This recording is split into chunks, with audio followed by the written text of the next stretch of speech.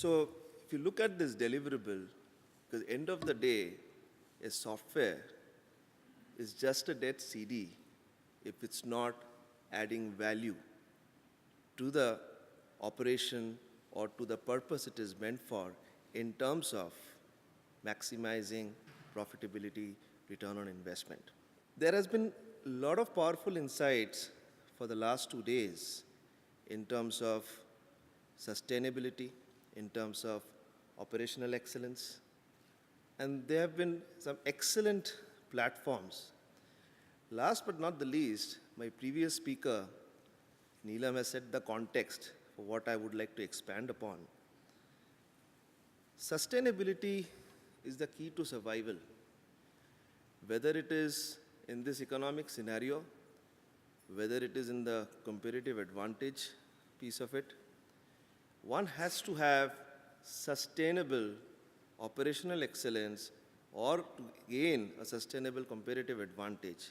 Now, this was discussed yesterday in terms of the 3 Ps, where there are 3 spheres of sustainability: environment, then we have the social responsibility, which most of the companies have a CSR to do it, and of course there is a profit piece of it. We would primarily focus the overlap between the environmental piece of it and the profit piece of it, because these 2 pieces have a lot to do with the operations management. If you look at the first piece in terms of environment, if you have to provide the reduction of waste, it means you have to improve the process performance.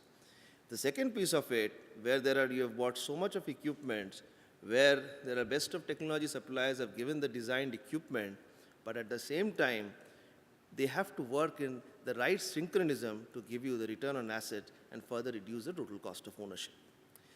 But to do these 2 things, one has to overcome the operational challenges. That's the major piece of it. So let's understand the operational challenges and the cost pressures. The first one, if you look at disparate systems, lack of integration. You cannot bound by one supplier, because there could be a comfort of an OEM, there could be a comfort of an end user, and we've got to respect that. Then, but at the same time, it goes to different silos. What it leads to is lack of plant-wide visibility in an integrated fashion. Third, access to historical data. Historical data, if you look at, is the prime most important piece, because data is the fact. Even for our business parameters, whether it's from the business standpoint, the first piece of it, how much did you achieve last year? So how much will you achieve this year? The same challenge, the equipment has to be given. If the equipment was performing better last operation, why is it not performing now? Technology hasn't changed, the designer hasn't changed, but maybe it is lost the operational context. Third, PID loops. Okay, this is to expand the feature. PID loops in any process industry is of prime most importance, but the instability of the PID loops not only does instabilize the process, but also causes a lot of other costs in terms of further energy consumption and other stuff. Process variations and emissions, a lot to do with the environment. So this is a piece of it where there are a lot of, the government has emphasized in terms of carbon reduction, in terms of, but these have to be attacked at the root cause of it. Otherwise, just the measurement piece of it will not help. Repeatability of good batches. Now, not to be only concentrating on the batch process, but repeatability, when I say, it's very important. If something is working fine now, why we have to ensure that consistently that performance is maintained or retained. So that is what I call a repeatability aspect. But then to understand this, we have to first analyze what are the cause of the not so good batches or the not so good operations. Equipment failures. Equipment failures definitely add cost, because the downtime, it has got direct link to the production. We talked, Mr. Nandakumar gave a lot of insight on the skill development. Now, he's absolutely right. Mostly we have more of person-centric operations. Labor operations, if you look at India as a labor-centric country, but at the same time, it should not be a labor-dependent, any operations. So we need to understand how do we convert this into a role-centric operation. Lack of integration with the business systems. End of the day, it's like an orchestra. If the symphony is not played in the way the tune is to be in sync with the business system, then goals will never be achieved. It's a common goal where operations has to be driven towards the business goals. Now, if these challenges are there, you would have loss of throughput, your variable cost would go up. Certainly, the equipment failures would add to the fixed costs. And finally, there would be decline in operating margins. Now, how do we resolve this? The three strategies which we, for the last couple of years, in fact, last 4-5 years, we've been interacting with customers in India. And to set the context right, the examples which I'll be taking up is primarily India-centric, because we need to, in this forum, I would like to share the experience that what the Indian customers are looking at from us and what we have served to them, and certainly this can be expanded further. The first and foremost is integrated visibility. First strategy. Once we get integrated visibility, the next one is root cause analysis and optimization. Last one is value chain integration. See, in Indian context, or whichever the biggest challenge together for any operations or business systems are the silos. Now, when we expect from managers that we look at end-to-end operations, somebody says, this is only my work. I will not like to expand it. Somebody says, this is my work. I have to only deliver the system. Whether it's right or wrong, it's not my baby. But then somebody has to tie the knot, otherwise they'll be completely disparate silos, and ultimately it will be amplification of chaos. And automation is such, if they are not properly chained or it's not properly tied up, it will further amplify the chaos. So value chain integration is very important. I would like to re-emphasize the fact of work process management. We hear a lot about business process management, which is definitely was the talk of the town, quite some time back, and now people have focused. But now people have also understood the need that the way they have resolved the business processes, there is also utmost importance to lay the discipline at the manufacturing front. So we call it as work process management. Now with this, definitely the situation gets reversed. Throughput improves, cost of goods sold definitely comes down because the productivity increases, fixed costs would go down, and finally the operating margins go up. Sustainability journey. How now?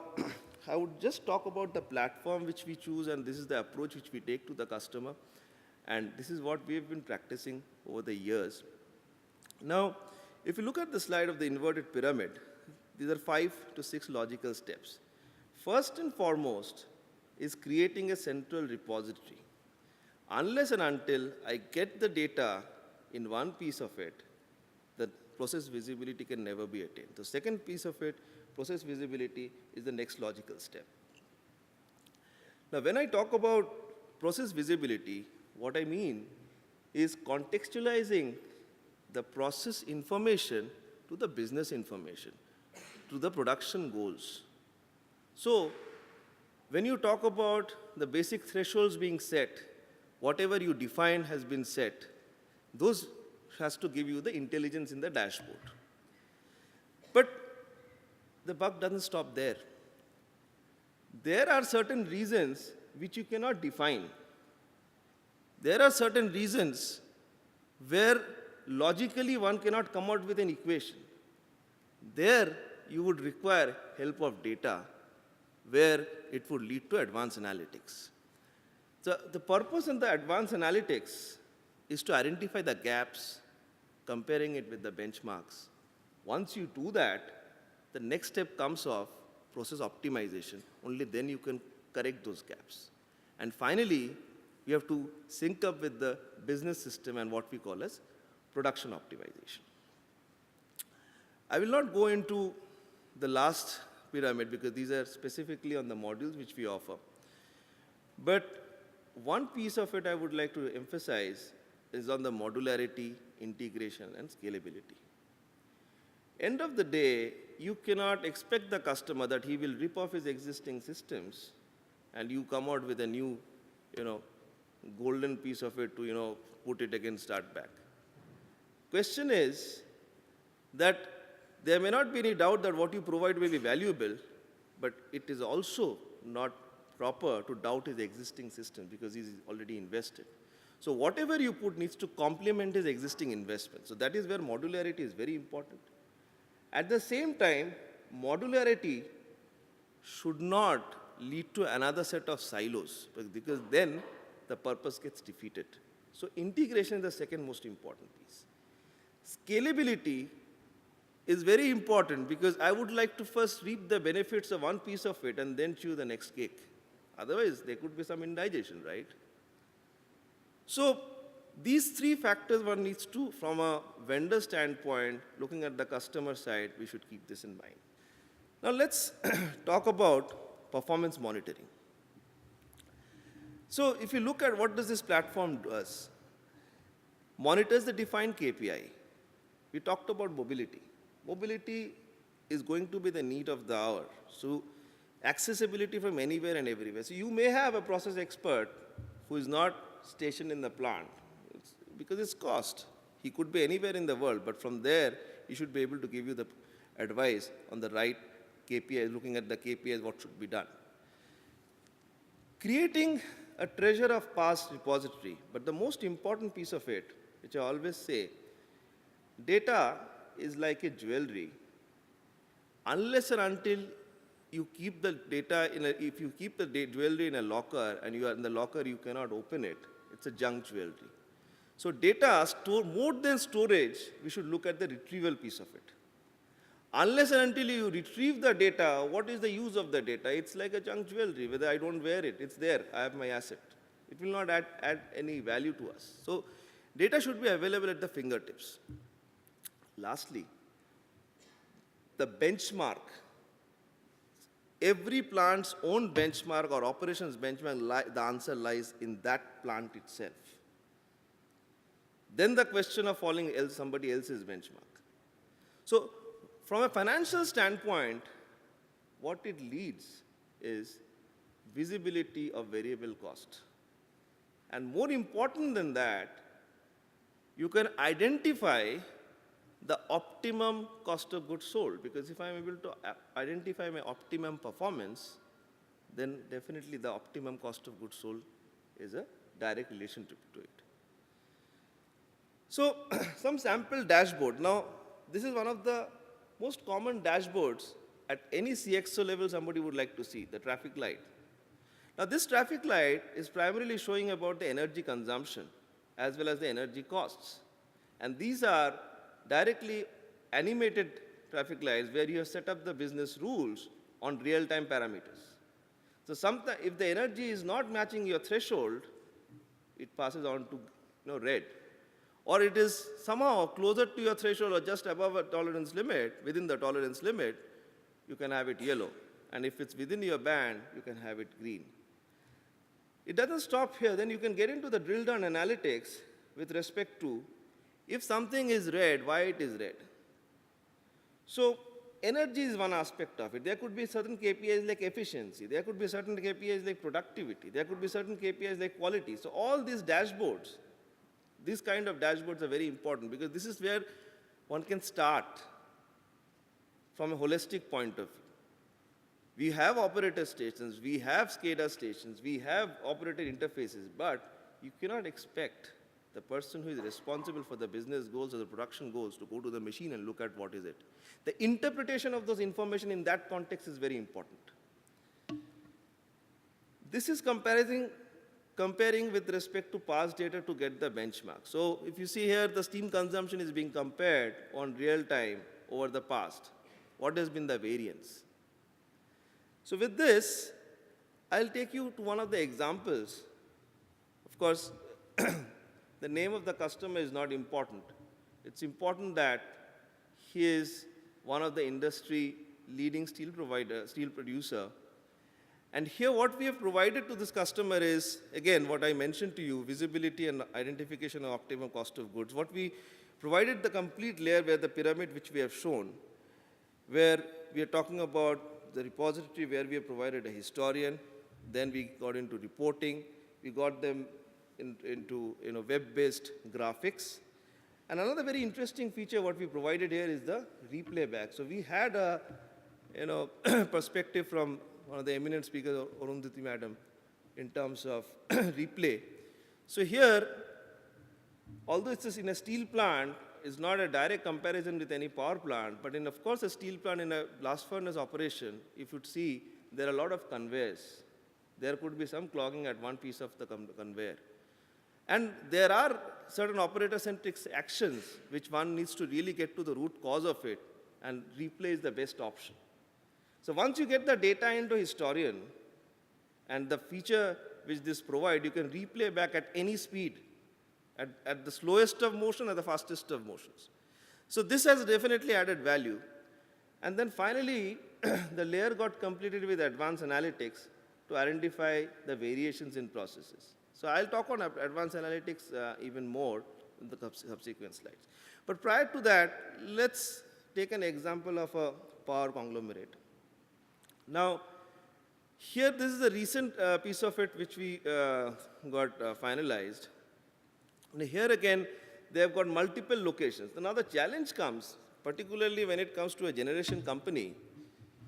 India has not allowed free trade, so one has to be restricted to the state where he operates at. So now that piece of it is even more challenging, because if you see the power, the per unit cost, one has to be again comparative.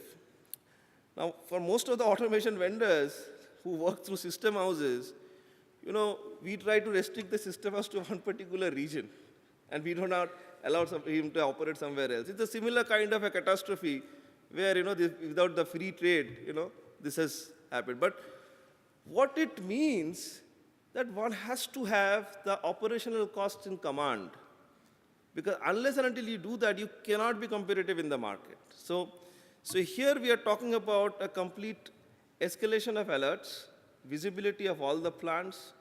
Mr. Ganpati talked about the SaaS model, we talked about the hostel model, we are providing that.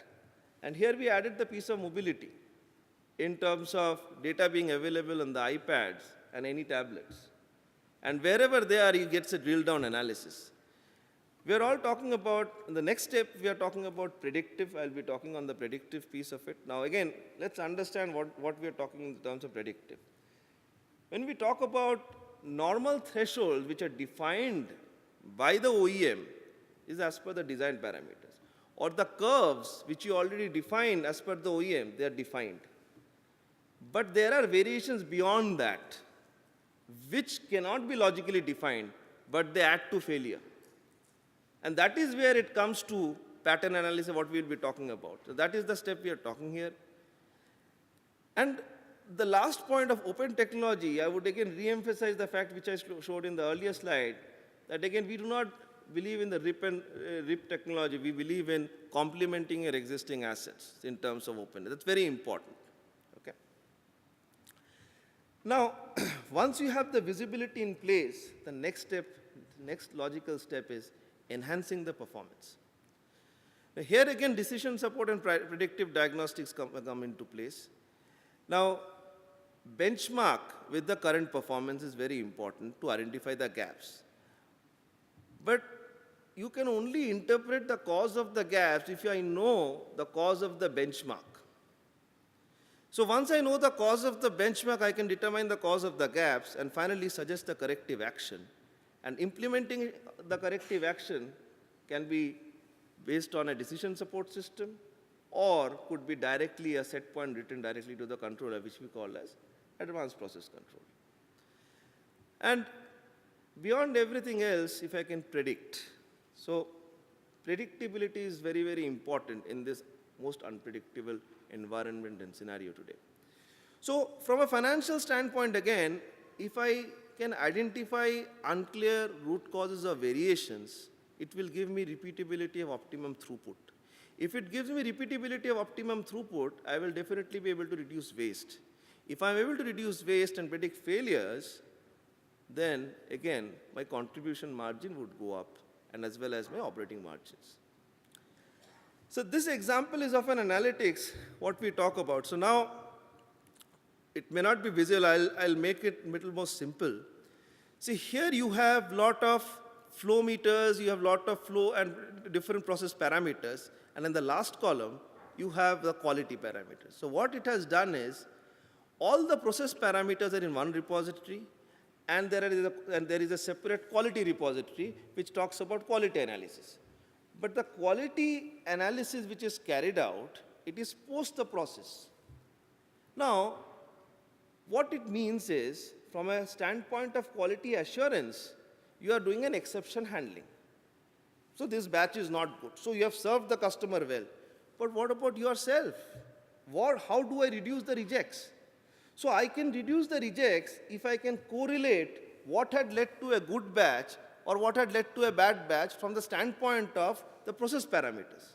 So now, for those of you, if you can interpret this as an n by n matrix, where you have the last column as the quality good or bad in whichever fashion you define, and the other parameters which are the direct tags which has led to that batch to perform, it becomes a kind of n by n matrix. And then, of course, our intention is not getting to become a next level of statistician. Our intention is still to remain as a process expert and achieve a production goal. So it's a wizard-driven tool. All this happens in the background. And what you get is a fingerprint. So the golden batch which you select is the red one. Ideally, when you compare all the batches, if all of them had light on the golden batch, then the life would have been much simpler. It would have been an ideal world. But from a standpoint of a quality expert, he can start this is the starting point of his analysis. That means there are variations in process. Next logical step is to identify the variations. So where you combine the two batches and compare them from the tag standpoint. So here, if you are comparing the two, say the heat which has taken in the blast furnace, you can get into the what were the coke rates, what were the other piece of it in terms of the tag counts which you have in the process historian. And there you can lead to what went wrong when the batch was not so good. This can be extended to equipment performance. This can be extended to any other kind of process. Okay? Now let's come to predictive. Now, when you talk about predictive, let's understand the basic constraint. Constraint is of nonlinear processes. When you talk about a process, understanding the process lag is very important. But in a rotating equipment, things are much faster. And here, the same kind of algorithms which work in process may not work. In a rotating equipment, it is more of pattern recognition. Because that is where you can capture the pattern. And with this pattern recognition technique, what we do is we give an early warning. And this early warning is not in weeks, it is not in months, it could be half a year. Because simple variations in the processes could lead to an inadvertent failure which was not expected. I'll further give you an example. For GE, all the gas turbines which we monitor at our R&D center, we use this technique. Now what it adds value to the customer is, it avoids the failure. So rather than a reactive maintenance, it becomes a proactive maintenance, which we have spoken about. Even yesterday, a lot of speakers mentioned to it. So what it is benefit to GE as a OEM is that I can avoid the cost of spares. If it fails, as per the contractor AMC, I have to provide. So with this, I can avoid that. So to an end user, what is the biggest benefit is he can avoid the loss where the cost of failure is high in a competitive power gen market. This definitely avoids the risk. So what does it do? Here, if you see, there is a current value and an estimated value from the model, from the historian. And this is what the thresholds and the deviations are being compared with. And the alerts are given and the escalations are set. This is again an example of these analytics technique. Now in a mineral industry, when you talk about thermodynamic modeling, in the mineral industry it is little difficult to work. Because the mineral industry, unlike a complete an oil and gas downstream or which is more of a liquid to liquid state, a mineral industry is exposed to a lot of atmospheric conditions where there could be a lot of variations which are not possible to predict and put an equation. So here data analytics comes very important. So here the basic challenge of any zinc producer is a roaster is one of the starting point where the zinc sulfide is given, and from there the next of the extractions take place. But if the roaster is not performing well, it adds to the cost because the productivity of that plant starts from there. So here the major challenge, now throughput improvement, one has to understand the cycle. Now throughput improvement is not that a sporadic improvement that I've improved the tons per hour for one shift, no. Throughput improvement is that overall, how has my equipment performed? What has been the maintenance? Has it caused downtime? Suppose sporadically it has a throughput increase and suddenly you have to take it to a shutdown. If you calculate the throughput or the productivity of the plant for the year, the throughput would be reduced.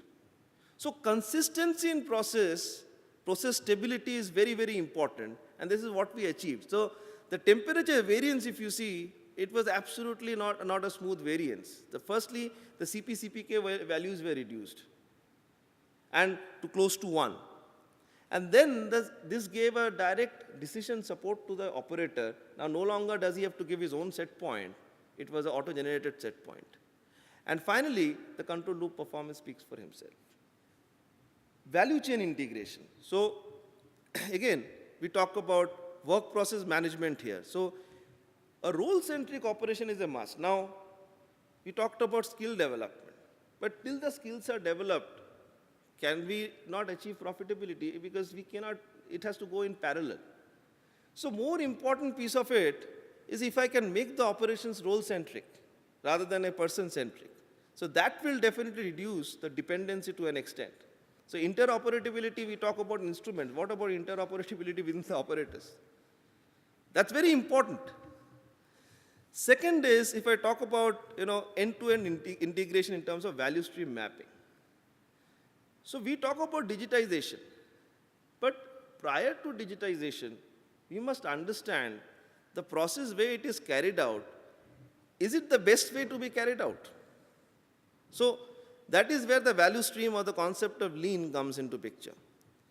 And finally, to remove the brick wall between the plant and the business systems. So what it leads to from a financial standpoint, again, the inventory period, if it's reduced, the inventory turnover ratio gets improved and the sales get a better benefit to sell. Contribution margin increases with respect to as the productivity increases. The role-centric operation makes the life of the HR person a little simpler because his set of skill sets becomes then standardized. And then indirectly, of course, it reduces the cost of hiring, which increases the operating margins, and finally all leads to profitability. I'll take an example for this also. This was for an aviation facility in India, where again but the good piece of it is most of us, if you see, we talk about an MES implementation or we talk about CPM, we talk about in an existing plant, but the best way to start off is at the greenfield level. Because let's understand the challenges. We talk about an ROI.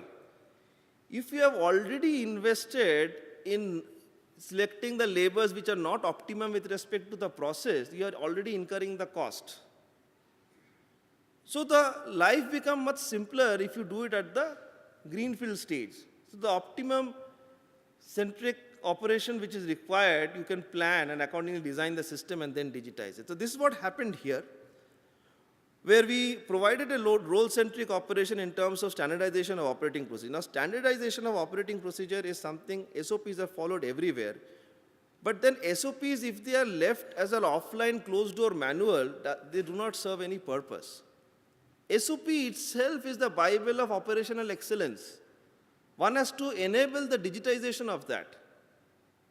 Whether it's a power plant, whether it's a steel plant, if you can make SOP as a digitized fashion, then they will be implemented on real time. This is what we did here. Then, of course, we had integrated with the existing ERP, which was, again, Oracle here. And then we came down to production scheduling and other quality management and the real-time visibility and tracing. But does it mean that the existing plant cannot? But here in the existing plant, the value would be more on terms of gaining the discipline. Because reduction in manpower is something which will not do a favor to the industry or to the society. But at the same time, if we have to survive, we need to definitely make the operations more disciplined and predictable to survive, so that overall the employment again increases. So this is where we can add value. This is the vision of one of the shop floors, where if you see one gets a dashboard, which of the machines are performing well, where there is an alert and where there is a help required. And this is the kind of the SOPs which are digitized. So the operator gets this dashboard, what he needs to do in terms of the machine being operated, in terms of downloading the program, which program to check, and what is the final report he should look at. So that is digitized. And these are all interlocked with the real-time permissives. So we are talking directly to the PLCs and the CNCs there. Finally, the question is to go or not to go. So if you look at the value or the path to ROI, so integrated visibility we talked about, it identifies the optimum performance. Decision support and predictive diagnostics ensure optimum performance in increasing throughput. Value chain integration, work process management improves the system efficiency, which increases the operating margins. And certainly this would give you the ROI. Finally, what do we call such a platform? We call it a crystal ball which shapes the future. Thank you.